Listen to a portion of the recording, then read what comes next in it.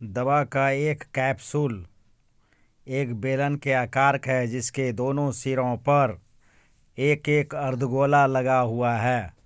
पूरे कैप्सूल की लंबाई 14 मिलीमीटर है और उसका व्यास 5 मिलीमीटर है।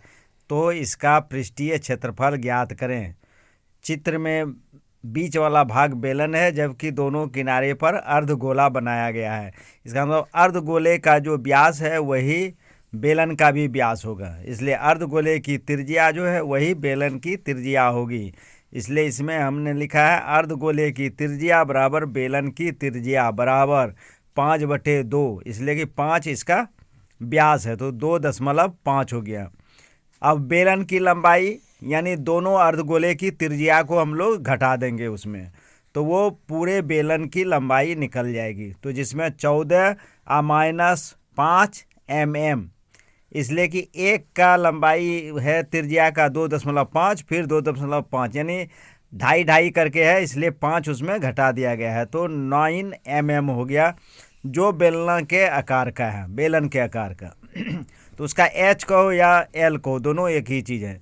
इसलिए पूरे कैप्सूल का पृष्ठीय क्षेत्रफल बराबर हो जाएगा बेलन का क्षेत्रफल प्लस 2 गुना अर्धगोले का पृष्ठीय क्षेत्रफल। बेलन का पृष्ठीय क्षेत्रफल होता है 2πr/h प्लस अर्धगोला हो गया 2, तो 2 गुना 2πr², इसलिए कि गोले का पृष्ठीय क्षेत्रफल होता है 4πr²। संपूर्ण को या पृष्ठीय क्षेत्रफल को दोनों एक ही चीज़ है। तो अर्ध है, अर्ध का मतलब है आधा, तो 4 का आधा हो गया 2। फिर हम सबका मान बैठा दिए हैं, आर का बैठा दिए हैं, एल का मान बैठा दिए हैं या एच का।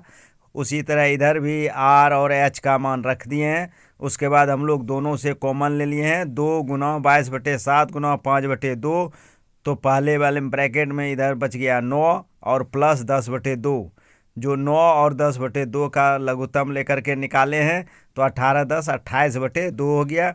तो 7 से कटा दिया गया है, 7 चौके 28, फिर ऊपर में 4, नीचे में भी 2 है तो 2 4 कट गया।